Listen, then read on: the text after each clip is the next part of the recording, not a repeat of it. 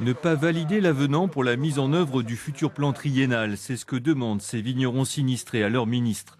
Ils espèrent ainsi contraindre le comité interprofessionnel des vins de Bordeaux à reconsidérer ses missions. Les petits exploitants sont en effet pénalisés selon eux par des délais de paiement revus à la baisse et des cotisations proportionnellement plus élevées que celles des grands crus.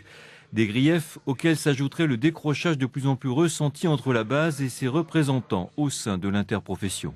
Ce qu'ils ont réussi à faire, c'est financer le Palais du Vin là, à Bordeaux. Ça, ils ont réussi à le faire.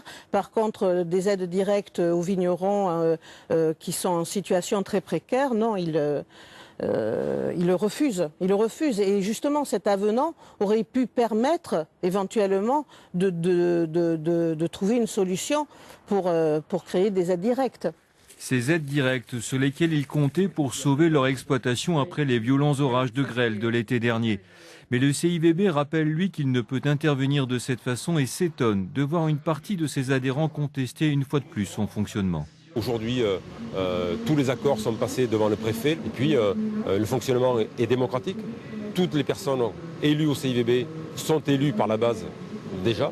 Donc effectivement, il est toujours surprenant de voir un certain nombre d'entre nous qui remettent en cause le fonctionnement démocratique qui existe.